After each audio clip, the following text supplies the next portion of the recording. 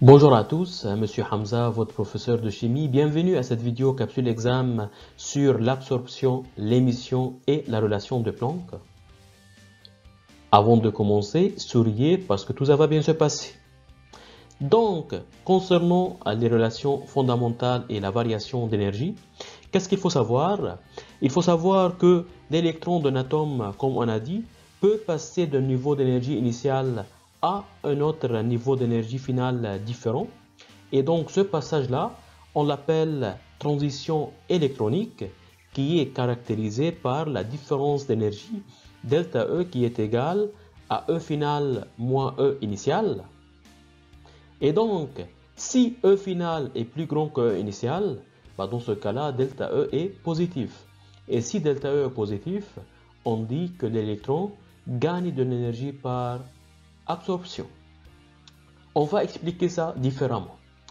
Prenons l'atome d'hydrogène et donc j'ai fait un petit peu le diagramme énergétique. Donc j'ai le niveau n est égal à 1, j'ai le niveau n est égal à 2 et j'ai le niveau n est égal à 3. Et on sait très bien que chaque niveau énergétique est caractérisé par une énergie bien déterminée. Donc E1 elle est égale à moins 13,6 électronvolts. Pour E2, donc on a vu ça ensemble, E2 elle est égale à E1 sur n au carré, donc elle est égale à moins 3,4 électronvolts. Et E3 elle est égale à E1 divisé n au carré, donc elle est égale à moins 1,51 électronvolts.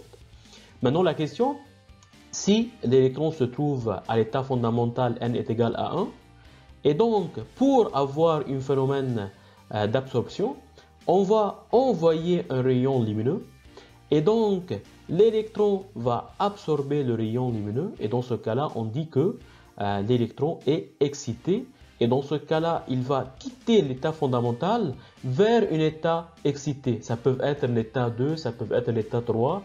Ici, moi, j'ai choisi l'état 2. C'est juste pour vous donner un exemple. Et dans ce cas-là, si vous voulez, c'est ça delta E. Delta E, c'est quoi? C'est E final moins E initial. Donc, c'est E2 moins E1. Et donc, si je remplace chaque terme par sa valeur, donc E2, elle est égale à moins 3,4 électronvolts. Donc, on a moins, j'ai mis moins. E1, donc qui est égal à moins 13,6 électronvolts, on obtient 10,2, ce qui est positif. Et donc, c'est ça ce qu'on a dit ici. Si la variation d'énergie est positive, donc l'électron gagne de l'énergie par absorption. Regardez maintenant si delta E est négatif. Si delta E est négatif, c'est-à-dire E final est inférieur à E initial, dans ce cas-là, on dit que l'électron perd de l'énergie par émission. Maintenant, c'est l'inverse. Donc, regardez, on va encore expliquer ça différemment. Donc, dans le cas d'émission, qu'est-ce qui se passe? Tout simplement, j'ai encore ici un diagramme énergétique. Donc, j'ai le niveau n est égal à 1, n est égal à 2, n est égal à 3. Et donc, maintenant, on a l'électron qui se trouve à l'état excité E2. Donc, il va revenir à l'état fondamental, l'état le plus stable.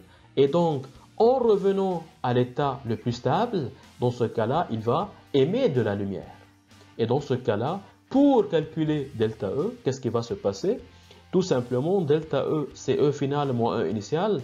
Donc, E final, c'est E1 cette fois, moins E2 qui était l'état initial. Donc E1 elle est égale à moins 13,6 électronvolts moins E2 qui est égal à moins 3,4 électronvolts. Et dans ce cas-là, on obtient moins 10,2. Et dans ce cas-là, on obtient moins 10,2, ce qui est plus petit à 0. C'est pour cela ici, on a dit que si delta E est inférieur à 0, dans ce cas-là, on dit que l'électron perd de l'énergie par émission. Donc un petit résumé. Pour passer de l'état fondamental à un état excité, il faut envoyer un rayon lumineux.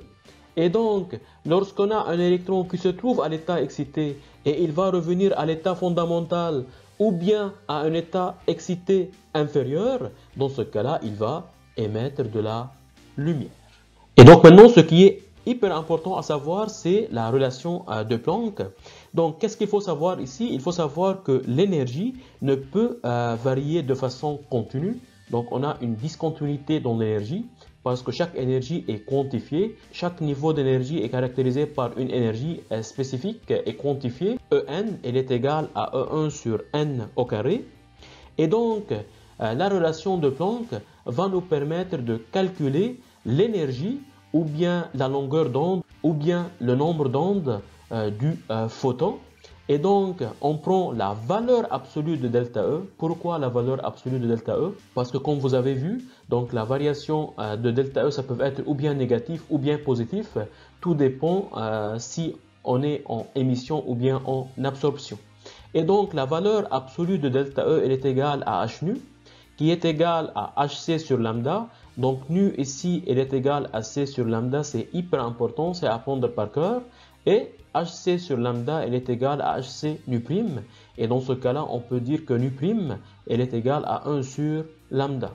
Et donc, regardez, c'est quoi le nu? Le nu, c'est la fréquence de la radiation. Je vous rappelle que la fréquence de la radiation, c'est en Hertz. Lambda, c'est quoi? C'est la longueur d'onde de la radiation qui est en mètres. Nu prime, c'est quoi? C'est le nombre d'ondes de la radiation. Donc, nu prime, elle est égale à 1 sur lambda. Et donc, l'unité de nu prime, c'est mètre moins 1. C, je vous rappelle, c'est quoi? C'est la vitesse de la lumière dans le vide qui est égale à 3 fois 10 à la puissance 8 mètres par seconde. Et H, c'est quoi? H, c'est la constante de Planck qui est égale à 6,625 fois 10 à la puissance moins 34 joules fois seconde. Donc la valeur de H, ce n'est pas à apprendre par cœur parce que normalement c'est donné le jour de l'examen. Et donc maintenant on va faire un petit exemple. Application. Un technicien en radiologie utilise une machine à rayon X émettant des photons avec une longueur d'onde de 0,1 nanomètre. Calculer l'énergie de ces photons en joules. Donc on a la longueur d'onde lambda, il nous demande de calculer l'énergie. C'est quoi l'astuce? Comme d'habitude, je vous dis en chimie, en physique, en maths, qu'est-ce que je cherche, qu'est-ce que je sais et comment je peux relier qu'est-ce que je cherche avec qu'est-ce que je sais. C'est parti. Donc, qu'est-ce qu'on cherche? On cherche l'énergie en joules. Qu'est-ce qu'on sait? On sait que la valeur absolue de delta E elle est égale à h nu, avec h c'est la constante de Planck, et donc nu est égal à c sur lambda. Je vous rappelle que c c'est la célérité de la lumière qui est égale à 3 fois 10 à la puissance 8 mètres par seconde. Lambda, on a lambda, c'est donné dans l'énoncé. Et donc, maintenant je veux remplacer chaque terme par sa valeur, donc c par 3 fois 10 à la puissance 8.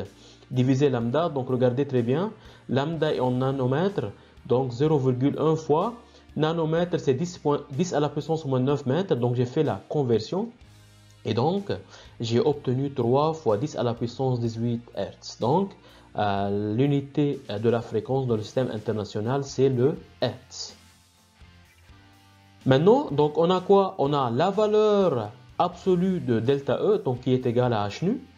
Et donc nous, on cherche delta E. Donc delta E est égal à h fois nu. Donc le h, c'est la constante de Planck qui est égale à 6,625 fois 10 à la puissance moins 34 fois la valeur de la fréquence qu'on vient de la calculer qui est égale à 3 fois 10 à la puissance 18 Hz. Et dans ce cas-là, on obtient une énergie qui est égale à 1,98 fois 10 à la puissance moins 15 joules. Donc c'était tout pour cette vidéo. J'espère que cette vidéo vous a aidé et vous a plu. Merci de me laisser un petit commentaire et un pouce dans l'air pour nous supporter. Et n'oubliez pas de vous abonner à votre chaîne YouTube Coursup donnée par votre professeur Hamza pour ne pas louper les vidéos prochaines. Et surtout, croyez en vous parce que je crois en vous. On lâche rien, on croise les doigts. Ciao, à la prochaine.